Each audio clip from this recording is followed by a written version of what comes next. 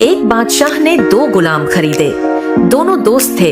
बादशाह ने दोनों गुलामों की परीक्षा लेने का फैसला किया। एक से बातचीत की तो वह बड़ा बुद्धिमान और मीठा बोलने वाला मालूम हुआ।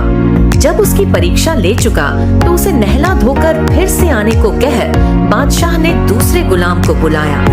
दूसरे गुलाम का चेहरा देखकर बादशाह खुश नहीं हुआ, परंतु वह उसकी योग्यता परखने लगा।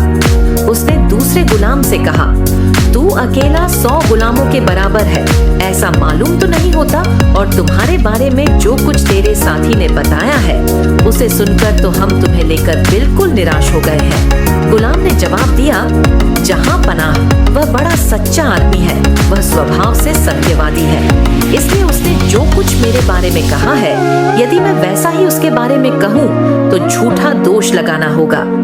बादशाह सलामत। मुमकिन है कि वह मुझ में जो ऐब देखता है वह मुझे शायद खुद से न दिखते हो। बादशाह ने कहा, तू उसके अवगुणों का बखान कर, जैसा कि उसने तेरे दोषों का किया है, ताकि मुझे यकीन हो सके कि तू मेरा हितैषी है और शासन के प्रबंध में मेरी सहायता कर सकता है। दूसरा गुलाम बोला, बादशाह सलामत, उसमें नम्रता और सच्चाई है, वीरता व उदारता भी ऐसी है कि मौका पड़ने पर प्राण तक न्योछावर कर सकता है। वह अभिमानी नहीं है और स्वयं ही अपने अवगुण प्रकट कर देता है। वह दूसरों के लिए अच्छा और अपने लिए बुरा है। बादशाह ने कहा, अपने साथी की प्रशंसा में अति न करो, क्योंकि अगर मैंने उसे तुम्हारे सामने बुला दिया तो तुझको लज्जित होना पड़ेगा। दूसरे गुलाम ने कहा, हुजूर, अपने मित्र के बारे में जो मैं जानता हूँ, यदि उस पर आपको यकीन नहीं तो मैं और क्या ही कहूँ। बादशाह ने कुरूप गुलाम की अच्छी तरह परीक्षा कर ली तो उसे भेजकर सुदर्शन चेहरे वाले पहले गुलाम को बुलाया और कहा, मालूम नहीं तेरे साथी को क्या हो गया था कि उसने पीठ पीछे तेरी बुराई की।